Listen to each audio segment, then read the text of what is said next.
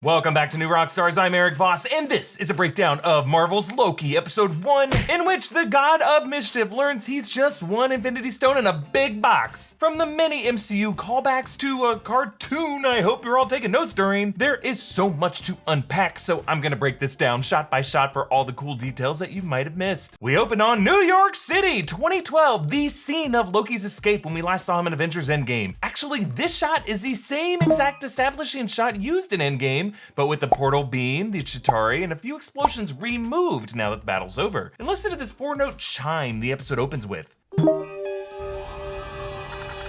Yeah, this is directly from the Endgame score, when Tony snuck back into the tower.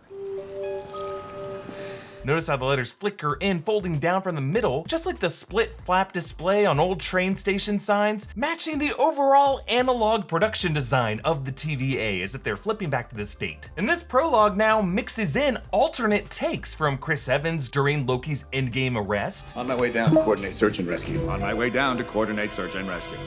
On my way down to coordinate search and rescue. On my way down to coordinate search and rescue. Yeah, notice how in this new take, Loki's Cap impression is more robotic and less of the "sir, yes sir, it was an Endgame." It's just an example of how we are already seeing variations to what we saw before. And although it's not focused on, they kept in Ant-Man. He's still barely visible running up Tony's arm as he closes the suitcase. So then downstairs, as the fumbled Tesseract slides to Loki's feet, listen to its sound. Yeah, now it's a much fuller choral chime compared to the sound we heard in Endgame. Showing how, for Loki, this Tesseract is still a sacred key to the God-King status that he seeks. But later on, as he realizes this Infinity Stone is literally one of an infinite amount of these rocks, that precious hum fades away.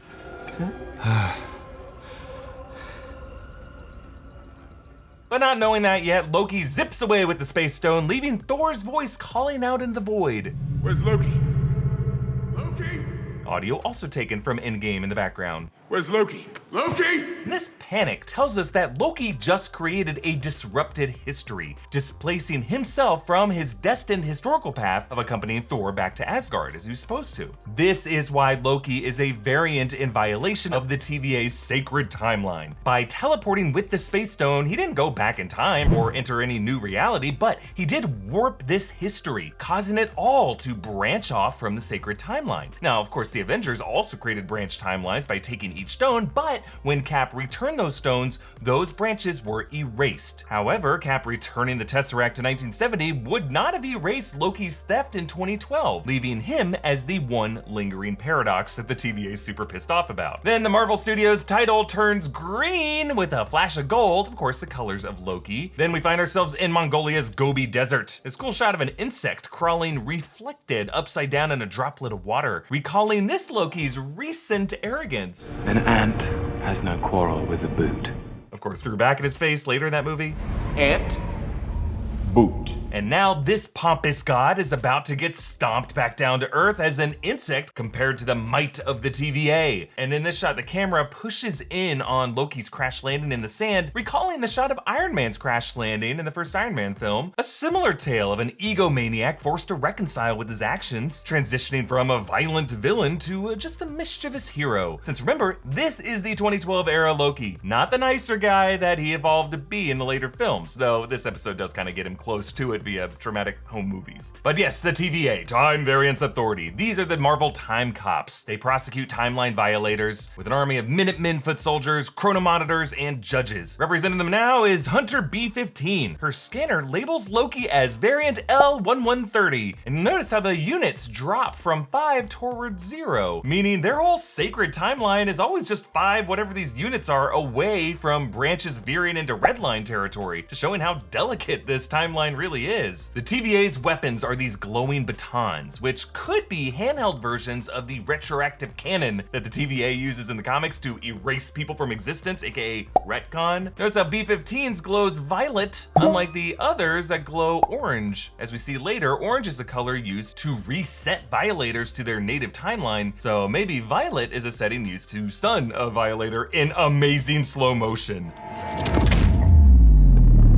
You're now moving at 1/16 speed, but feeling all that pain in real time. Yikes, she is forcing Loki to feel all of this pain, but dilate it out 16 times longer than he should. Punishment via time dilation is actually a recurring theme on the show Black Mirror, in which actress Wunmi Masaku, who plays Hunter B-15, previously tortured Wyatt Russell's character in a time-dilated hell. So they end up pruning this timeline with a reset charge that begins orange and then turns purple. Now, previously, purple sorcery has been associated with Agatha Harkness. Before that, Dormammu in the Dark Dimension. And in Doctor Strange, remember, timeline reversal like this was considered a form of dark magic. Loki creator Michael Waldron wrote the latest draft of Doctor Strange in the Multiverse of Madness. And in an interview with MT, he teased that he may have been smart enough to include these links between the two titles. Did you set up anything in Loki episodes that you could cash in later on in Doctor Strange in the Multiverse of Madness, or call back anything in Doctor Strange from Loki? I think that's something you'll have to watch it all and find out. Find out if I was that smart or not. And we'll talk about more of these later. So we arrive at the TVA with interiors that are often colored with eye-scorching orange. This color was often used in early 70s designs to come off as warm and inviting, but now just come off as cringy and uncomfortable and tortuous, much like the orange Miss Minutes. Notice how another variant is a Skrull wearing a tracksuit. Skrulls, of course, the shape-shifting race seen in Captain Marvel, Spider-Man Far From Home, WandaVision. Skrulls are just gonna start showing up everywhere as we head towards Secret Invasion. P-15 rewinds Loki back to her with a device later called the Time Twister. Now, in the comics, the Time Twisters are actually beings created by accident during the creation of the Time Keepers. They move backward in time and destroy all in their path. Here, the device is a remote leash to whomever is wearing the collar. Comedian Josh Fado plays variant named Martin. My dad is on the board of Goldman Sachs. With a name like Martin, I gotta wonder if he could be based on Martin Shkreli. But either way, how did this rich brat from Earth end up as a timeline variant? Could this be Jimmy Woo's witness in federal witness protection who went missing with no explanation? Are we ever gonna get an answer to that? I don't know. And then comedian Eugene Cordero plays TVA clerk named Casey. Notice his pen's in his front pocket. Later in the episode, the ink will leak more and more into his shirt. Poor guy. Here he takes the Tesseract. Can you at least tell me what it is? It's the Tesseract. Be very careful with it. Sounds dumb. Yeah, Casey thinks the Tesseract is dumb because he has a ton of confiscated space stones, none of them stored in a stupid Tesseract. Also, maybe Casey knows a Tesseract is technically a fourth dimensional hypercube incapable of being seen by human 3D perception, but he doesn't know what a fish is. I love it. Loki meets this pervy declothing bot who greets him with a slow forming smile that ends with the right eye twitching a bit. Just a little unnerving to have the thing stripping you naked glitch, but as we will see, the TVA's clockwork is a bit glitchy in general. The transcript room features a cat who's also on this guy's mug, or is it a flurkin? Also, I love how this guy is playing solitaire on his little orange display when Loki dropped in. Poor guy. His wall clock, like all the clocks we see in the TVA, features multiple hands and more than 12 numbers around the circumference. Everything Loki has ever said is printed out on this dot matrix printer, though as someone who's over 1,000 years old, I would think that stack should be way larger. And then Loki gets his body scanned for his temporal aura, which prints out on Polaroid film, kind of like a heat index, but presumably for time, almost like instant carbon dating. And the attendant asks, "Please confirm to your knowledge that you are not a fully robotic being. We're born an organic creature and do in fact possess what many cultures would call a soul." Yeah, he specifies fully robotic and born organic because we know cybernetically reassembled beings like Nebula probably have a soul, I think. But also just like this idea that there are Ultron-like robots out there that are trying to pass as organic life forms, bringing up an interesting question that Loki asks. Do a lot of people not know if they're robots? What if I was a robot and I didn't know it? Yeah, some existential panic from Loki, recalling the Voight-Kemp test of Blade Runner that was used to test AI replicants who might not even know if they're robots. But I see this as one first step by Loki from godly arrogance to mortal fear. Now, the next room has this poster showing Miss Minutes warning, "Behave or you'll get your clock cleaned," which is literally what the Minutemen do with their ret cannons to reset people's clocks. Actually, there are great TVA posters everywhere in this place. Zero tolerance over the ticket check-in window because, yeah, they got zero tolerance over whether or not you got a ticket. Later, there's one showing a shadowy suited figure reading "Always Watching." You can see a better shot of it in the credits. Just a big brotherian warning from the high ranks of the TVA. Another one saying "Stable society, tidy timeline," with a dude pruning branches and a poor bird looking at him while he does so. Just an example of how the TVA doesn't really care about any worthy life in new branch timelines that get formed. It's all about the trunk. Then tidy cubicle healthy timeline with branch ranch variants of a clerk at his neat desk, but then one redline variant standing on his desk going nuts. Yeah, propaganda prioritizes neatness over everything else. And then later on, one Nexus events must be pruned. But of course, we get this adorable animation from TVA mascot Miss Minutes, voiced by Tara Strong in a southern accent, kind of like Mr. DNA explaining the science of Jurassic Park.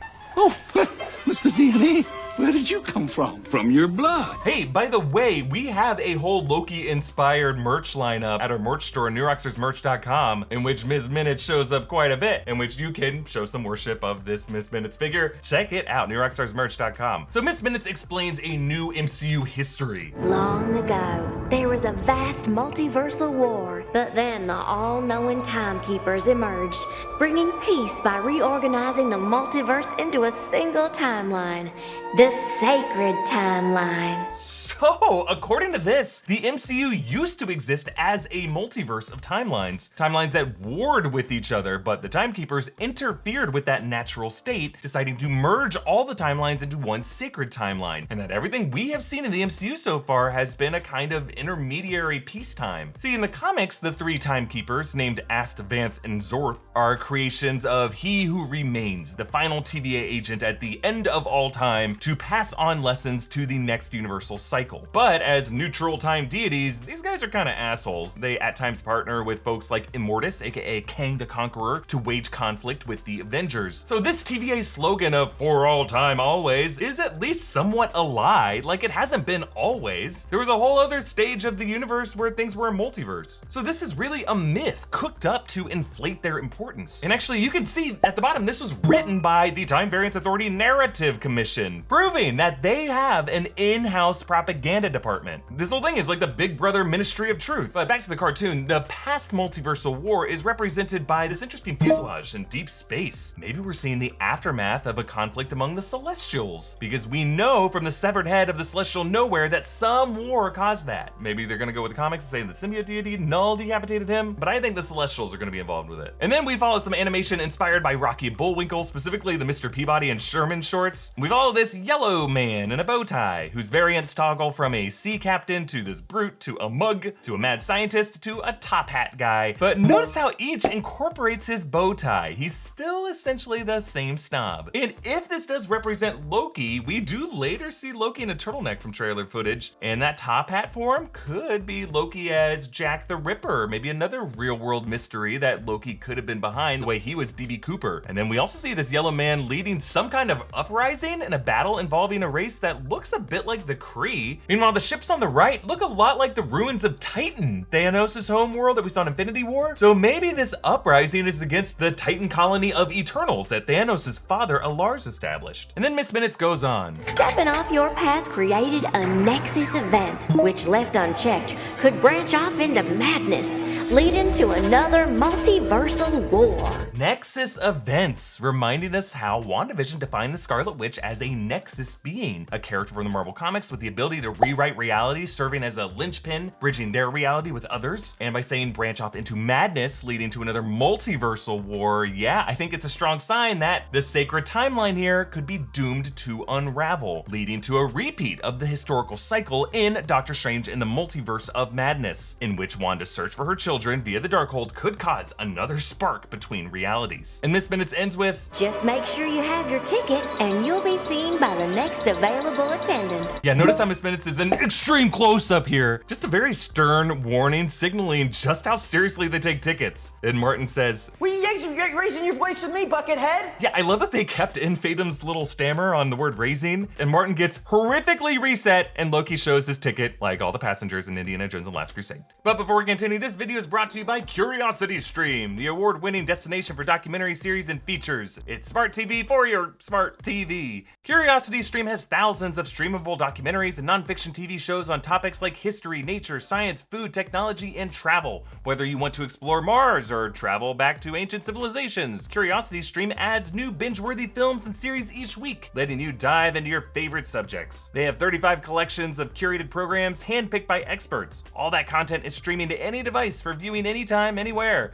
They have award-winning exclusives and originals like the Dream the Future series, narrated by Sigourney Weaver. A doc on Curiosity Stream I'm real excited to watch is The Worlds of Philip K. Dick, about the visionary sci-fi author who penned source material for Blade Runner, Total Recall, Minority Report. They also have more World War II and space race content than you'll know what to do with. If your dad is coming over to visit, this will keep him busy forever. So do yourself a favor and sign up for Curiosity Stream. You'll pick up some better fodder for conversation than just the weather. Use code new Rockstar to sign up, just $14.99 for the whole year. Now the Loki title letters flicker in with a white glow on this black background, and at one point the O has little horns like Loki's horned crown, leading us to Aix-en-Provence, France, 1549. TVA agent Mobius Owen Wilson is based on Mobius M. Mobius in the comics. We also heard the word Mobius back in Endgame when Tony Stark figured out time travel. In the shape of a Mobius strip, inverted, please. Now, some mystery killer lured in these Minutemen here to steal their reset charge, using an anachronistic item dropped in the past. In this case, kablooey gum, given to a kid. Tu sais qui a fait ça? Don't worry, that devil's afraid of us. Yeah, I'm gonna get this out of the way. No, this is not Mephisto. The series creators confirmed it. It's really just meant to reflect Loki as a horned, ambitious god, like Lucifer, cast out of his heaven. We get a further clue when Mobius is handed Loki variant L1130's rap sheet. It's all listed out here. He is Loki Laufeyson because he was actually born son of Laufey, the frost giant from Jotunheim, before becoming Odin's ward, thus his alias of Odinson. His sex is listed as fluid. Haha! So this is a huge confirmation of the theories that we've had for over a year now, that the alternate Loki that they are chasing is in fact a female form, probably played by Sophia DiMartino, most likely going to be Lady Loki. Now in the comics, Lady Loki isn't really an alternate timeline Loki, but rather a post-Ragnarok female body intended for a reincarnated soul of Lady Sif, but instead possessed by the soul of Loki. Now this episode did clarify that Loki has a soul, but I think they're going to be using timeline logic instead because somehow that's simpler. Now in the courtroom are murals depicting figures with red sashes and a legal scale. These must be the TVA judges. And one of those judges with his glasses and his mustache looks kind of like a younger Stan Lee. Other murals show TVA clerks and technicians. These could be the chronomonitors and the army of Minutemen. And on the other side, the timekeepers overseeing the sacred timeline. Presiding over Loki's case with the three timekeeper faces looming behind is Justice Ravonna Renslayer Gugu Mbatha-Raw, who in the comics is associated with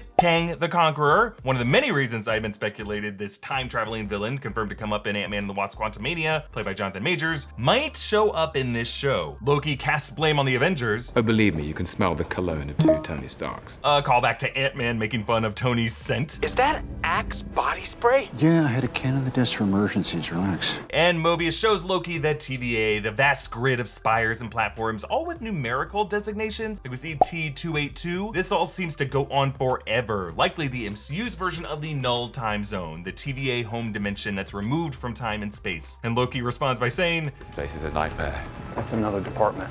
Now that department I'll help you burn down. huh. Now what would these time cops care about people's nightmares? Unless maybe their power comes from another dimension where cosmic beings like Nightmare reside. Nightmare being a cosmic entity in the Marvel Comics, a villain to Doctor Strange, who could show up in the second Doctor Strange movie. But I also like the theory that maybe when things are retconned, they live on in people's subconsciouses, and that's where nightmares come from. Now the elevator buttons all correspond to some 3-character alphanumeric code that don't seem to refer to anything specific yet, but I think it's just a sign of how complex and Dewey Decimal like the different floors of the TVA are. Though in the end credits, when these appear on the screen, the code 1EJ is immediately hit with access denied. So there is some part of the TVA that is off limits. Now in the Time Theater, Mobius sips a Josta, a discontinued soft drink from the late 90s. Similar to that Boku fruit juice that we've seen in the trailer footage, the TVA might be able to access all the food and drinks that you can't get anymore. And in this interrogation, Loki explains why he wanted to rule. I would have made it easy for them. The first and most oppressive lie ever uttered was the Song of Freedom. Yes, connecting to his speech in Germany, which Mobius actually shows him among his greatest hits in the TVA Holo projector. The bright lure of freedom diminishes your life's joy in a mad scramble for power. Now Mobius reminds Loki about Agent Coulson. Oh yeah, Phil Coulson. Didn't the Avengers come together to literally avenge him? If you believe that whole sacred timeline explanation, this could be another nail in the coffin of Agents of S.H.I.E.L.'s canonicity, since that show assumes Coulson did not really die. Though don't worry, if this ends with the sacred timeline blowing up into a multiverse, one of those alternate timelines could just be the one Agents of S.H.I.E.L.D. is all set in. So we're still good, I think. Notice how the Battle of New York highlights Freeze on the waitress Beth. That character, played by Ashley Johnson, Chrissy Seaver from Growing Pain, birthplace of Ralph Koner. Take a look at this. Jesus Christ. That was a Cap subplot that was cut from that first Avengers movie, or we can now look at it as a pruned branch storyline that Mobius could be interested in. And we learned Loki was real-life mystery hijacker DB Cooper. From the flight deck, Captain William A. Scott at Northwest Star Airlines 305 on schedule for landing Seattle. Yeah, William Scott was actually the name of the pilot of that Northwest Orient 305 in 1971, when DB Cooper, or someone using that alias, hijacked a flight and jumped out of the plane with $200,000 in stolen cash. Notice how here Heimdall catches Loki via the Bifrost, leaving some cash floating, a nod to the fact that all they ever found of DB Cooper was some cash floating in the Columbia River. It was all Loki, all along. And it was all because Loki apparently lost a bet to Thor, who's all in on this. Just a reminder of how much of a reckless jerk Thor used to be. Now, as Mobius helps Loki up, you can see the moment in Loki's eyes when he spots the time twister in his pocket, and notice how his swipe is distracted by B-15's entrance. Slick. Then while Loki sneaks around, another variant gets detained in the background. I gotta say, looks a bit like Peggy Carter, doesn't it? Just would be interesting because according to the Endgame directors, Cap living his life with Peggy created a branch timeline, what the TVA might now consider to be a variant nexus violation. Though really the variant perpetrator in that case would be old Steve, not his poor wife, so I don't know. So Loki sneaks off and finds Casey, who returns the Tesseract and reveals a whole evidence drawer filled with variant Infinity Stones. How do you have these? Oh, we actually got a lot of those. Yeah, some of the guys use them as paperweights, some of them. So how do they get these? Well, maybe each variant they've caught may have been in possession of an Infinity Stone, since the ancient ones seem to suggest that only the removal of stones could cause branches from the sacred timeline, and maybe with each pruning, the stolen stone was just restored back to the sacred timeline, leaving this stone in the TVA as a kind of powerless carbon copy receipt of it. Now in this box, you can see red reality stones, green time stones, purple power stones, blue space stones, a couple chunky orange soul stones, though interestingly, no yellow mind stones available. And then Loki picks up a time stone, as if of all these, the one he would want the most is the ability to reverse time. Also in this drawer is a super rare T206 Honus Wagner baseball card, a casino chip for 5,000, and some kind of military medal. And then later in the end credits, you can actually see a mind stone being used as a paperweight. I also have to wonder what Casey meant by some of the agents use the Infinity Stones as paperweights. Could some past TVA agent have snatched one of these, went into the timeline, and started wreaking havoc to become Kang? I'm gonna go with that explanation. Kang gang for life. B-15 finds Loki, tries to reset him, but instead erases Casey's evidence cart, showing that in addition to the variants, people and things in the TVA can be retconned to somewhere. Loki scrubs back through Frigga's death with this interesting music playing. This amazing, mournful violin melody was composed by the Loki composer, Natalie Holt, who is clearly very talented, though I gotta mention this because it's amazing. She used to work as a backup musician on Britain's Got Talent, and she freaking egged Simon Cowell for ruining the music industry. A freaking badass. Loki also mourns Odin. I love you, my sons. Yeah, focusing on one of my favorite details from Thor Ragnarok, Tom Hiddleston's reaction to Odin finally considering Loki a son. And finally, Loki arrives at his death.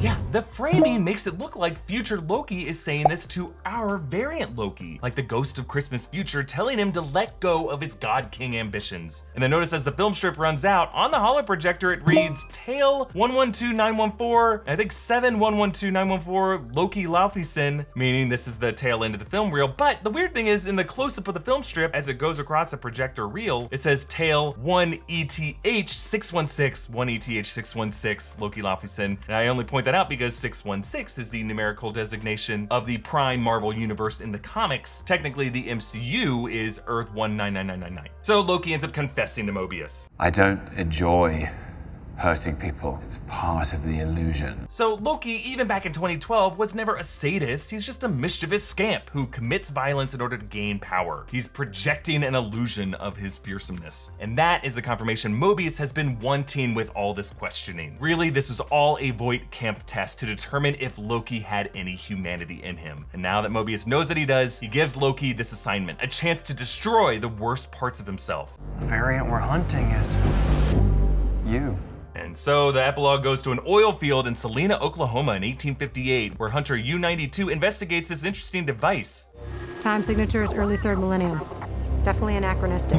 Early 3rd millennium would be now, I guess? You think first millennium is 0 to year 1000, second millennium is 1000 to 2000, so early 3rd millennium would be sometime between 2000 and 2300, I guess? Either way, it is a sign that we are looking at some villain with access to future technology. And here is our hooded villain, our evil Loki variant, burning them all in hellfire, as that stained glass demon foretold. Actually, in that art, there is a moon, which to me recalls the trailer footage of Sophia DiMartino's character in the shadow of a collapsing moon. Who is she exactly? We will find out. Now, the end credit sequence is filled with cool visual details, so many that I actually have to break it down in a separate video coming tomorrow. But a few things I gotta note here. Among some math pinned to an office wall is an equation whose name is partially obscured, but it looks like Schrodinger's equation. I'm not certain if this is actually Schrodinger's equation. Quantum physics nerds, forgive me if it isn't. He was one of the early theoretical physicists who really pioneered quantum mechanics that Loki's branch timeline logic is really based on. Schrodinger, of course, famous for his Schrodinger cat thought experiment, in which an unobserved cat is both alive and dead simultaneously, essentially saying we all kind of exist in separate realities. There's an apocalyptic event report describing the events of the D.B. Cooper hijacking from Seattle 1971. Just interesting that the TVA categorizes that as an apocalyptic event. Just making me think that they might consider it on par with events like the destruction of Pompeii, which we also will see in this series. There's also a variant diagram showing 5 different variants. There's one with a circle head, and then the other heads shaped as a square, a triangle, pentagon, hexagon, and then an X, just like the number of variants we saw the yellow cartoon guy have. And then the credit visuals end with the faces of the timekeepers of the courtroom punching in specifically on the center one before cutting to black, which I have said before does look a bit like the face of Jonathan Majors, who's gonna play Kang. And interesting that Kang's lover Ravonna Renslayer was framed directly in that figure's lips. And lastly, if you stick around all the way to the end of the credits, you can hear the voice of who? Miss Minutes coming back. Thanks for visiting the TVA. Don't hesitate to let us know how we're doing. And after this great first episode, I think you guys are doing great. Another reminder to support this channel by checking out our great Loki-inspired merch options at newrockstarsmerch.com. Follow me on Instagram and Twitter at EA Voss. Follow New Rockstars. Subscribe to New Rockstars for breakdowns of everything Loki. Thanks for watching. Bye.